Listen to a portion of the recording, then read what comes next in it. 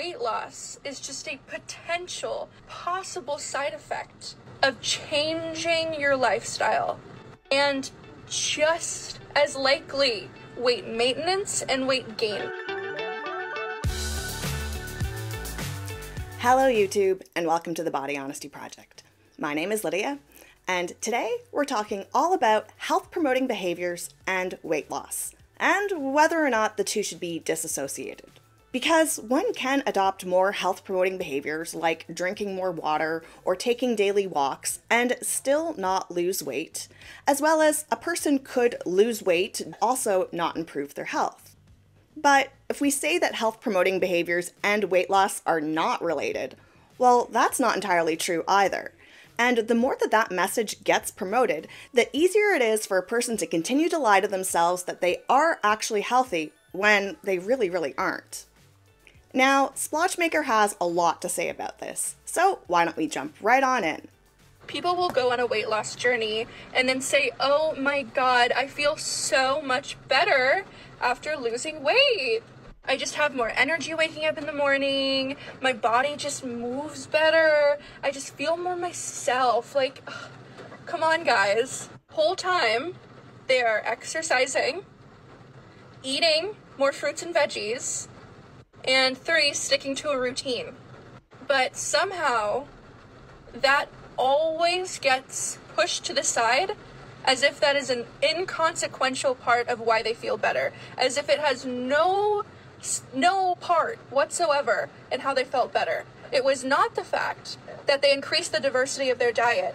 It was not the fact that they started moving their body more. It was the weight. It was the weight. And so many people will start these resolutions where they are moving their body more, they're diversifying their diet, and they will think, wow, I feel so much better, get on a scale, see that they have not lost weight or gained weight, and immediately think, wow, I'm so unhealthy, I'm so bad, man, this is terrible. Because it's not about health. If we really focused on just making our bodies feel better, there wouldn't be an emphasis on weight. There have literally been studies too, if people want to talk about, oh well, of course weight loss helps with health. There have been studies where people who literally had their fat just removed, just like lipo, and their markers, their health markers, all that jazz, were not improved from the people who stayed fat. Weight loss is just a potential, possible side effect of changing your lifestyle. And just as likely as weight loss is to happen, weight maintenance and weight gain. Those are both equal, if not more possible, possibilities. We need to be actively deconstructing the idea that weight loss and getting smaller is what health is what feeling good is. We need to stop. Let's focus on actual health-promoting behaviors in 2024. Please. So, there are parts of this video that I do agree with, but the message certainly gets muddied by Splotchmaker's fat acceptance rhetoric. So, why don't we break them down point by point? Let's start with the argument that the reason why a person feels better is because of exercising, eating more fruits and veggies, and 3, sticking to a routine. And not weight loss. And on the surface, I do agree with that. I know that for me, if I were to be conscious enough to increase the amount of water that I was drinking, to dial in my nutrition, and to ensure that I get the amount of activity I'm supposed to get every single day, which in all honesty I have not been doing lately, I would feel better. And would I lose weight? Well, I don't know. Maybe, maybe not. I'm not sure. But for someone like Splotchmaker, if they did all of those things, they 100% would lose weight. And the only way that they wouldn't lose weight is if they weren't honest about what their nutrition was. Because I'm a little unconvinced that if I told Leia that she could eat as much protein and vegetables as she wanted, no counting calories, and filled up on that all day long, had 30 minutes of exercise, and drank 8 glasses of water a day, she would not lose weight in a month. There's very little chance of her not succeeding. I mean, it's possible to fail at that, but it's really hard. And a message that needs to be heard by the fat acceptance people like Leia that they do not want to hear is that yes, health promoting behaviors are important to everybody, no matter your size. If you're underweight, if you're average weight, if you're overweight, yes, the health promoting behaviors are important. However, if you are the size of Leia or larger, losing weight is equally important. You cannot ignore the weight loss when you are that size. That fat is active. And if you are actually doing those health promoting behaviors, you will lose weight.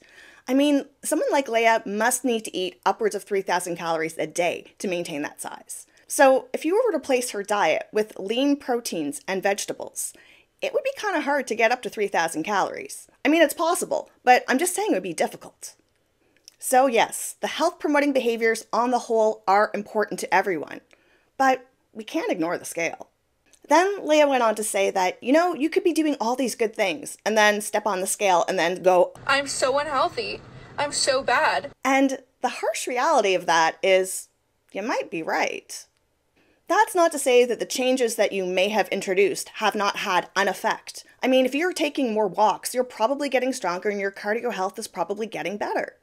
But if you were not losing weight while you were doing these things and you were starting at a morbidly obese weight, you should be losing weight. And if you're not losing weight, you should question why. Because if you are truly doing health promoting behaviors, that includes dialing in your diet. And if you were eating the right things, you will naturally go to your body's set point weight.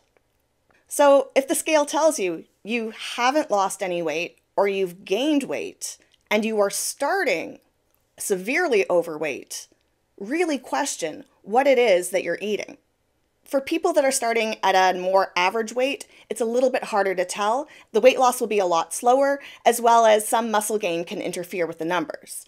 But that is not the case when you are starting at morbidly obese. There is only one direction those numbers should be going, and that's down.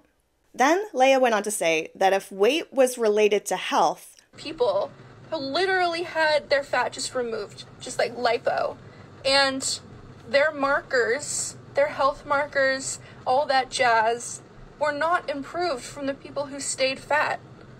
And this one just made me laugh, because this just proves how little science they actually know. Okay, there are two types of fat. Subcutaneous, which is the type that you can pinch on your outsides, and visceral. That's the stuff that's on the inside that's smothering your organs and inside your arteries. When you get liposuction, they can only remove subcutaneous fat, the stuff that you can pinch. They cannot remove visceral fat, the stuff that's smothering your organs. So if someone had bad blood work, and then they were told to lose weight, and then instead of losing weight, they went and had liposuction, and their markers didn't change, well, I'm not surprised. Are you surprised? Because I'm not surprised at all, because only diet and exercise would have removed the visceral fat. They still needed to lose fat, and they still do need to lose fat. They just removed the wrong type of fat. Furthermore, it's a cosmetic procedure, and if you look it up, it can only remove 8 to 10 pounds safely per session. So if you have a lot of weight to lose, no doctor is going to recommend liposuction. And if it is in the 8 to 10 pound range that you have to lose, it's more likely the fat that's on the inside that your doctor is worried about. That's why he wants you to diet and exercise. I strongly doubt that this doctor recommended that their patient go remove their 10 extra pounds via liposuction. So then Leia went on to say that weight loss is just a potential, possible side effect of changing your lifestyle. And just as likely, weight maintenance and weight gain. And once again, I agree and disagree, but I disagree more because of the audience that Leia is speaking to.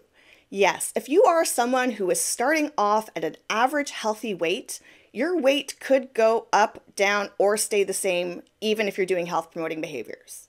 That is true. Your body composition will probably change, but your weight might stay the same.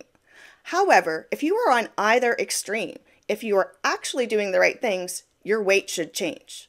If you are underweight and you are eating more and exercising, and yes, I am saying exercising for underweight because it's very, very important to exercise to stimulate your appetite so that you do eat more, as well as develop muscle. If you are truly doing those things and earnestly doing those things, you will gain weight. The same thing applies if you are extremely overweight. If you are actually eating lots of fruits and vegetables and protein and moving and drinking water, you will lose weight. And presenting it as a side effect that it just might happen, I think is dishonest. Because for me, this opens the door for people to lie. It all falls into the, you don't know how healthy I am by looking at me. I could be eating right and exercising, I just look this way. When we know that that's not true. That's why doctors use empirical data.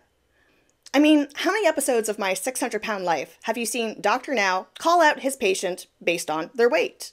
Patient says, oh no, doctor, I've been eating all the right things. I have been doing everything you told me, but then they've gained 20 pounds.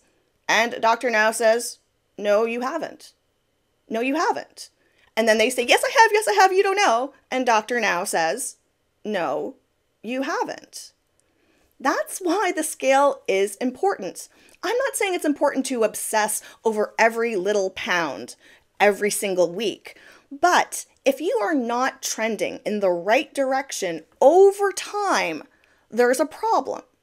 So if someone like Leia has started health promoting behaviors on the 1st of January, and by the 1st of February, she is not down any weight, well, I don't think she's doing it right. And she's just deluding herself if she thinks otherwise. I think Lizzo is a very good example of this because, as we know, over the past several months, she has been losing weight.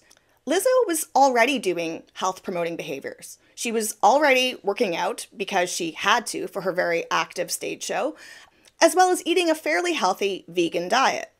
But the diet wasn't incredibly healthy, and the portions were too large.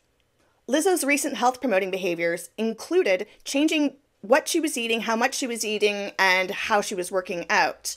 And this all resulted in weight loss.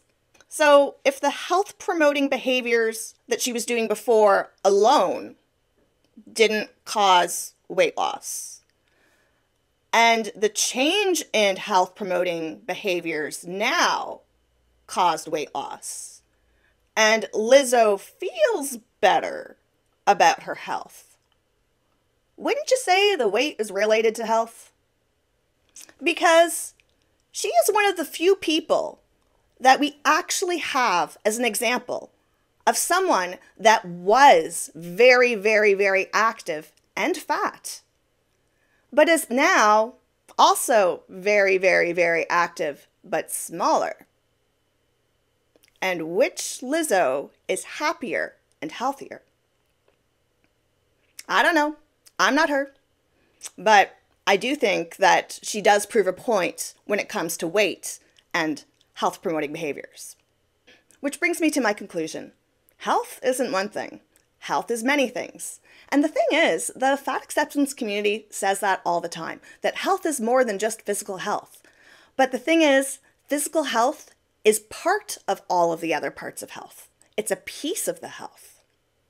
And the health promoting behaviors are great. And the mental health, that's also great. But you know what also is great? Physical health. And you cannot have true physical health unless you maintain a healthy body weight. And that's just the honest truth. So until next time, stay body positive, but also body honest.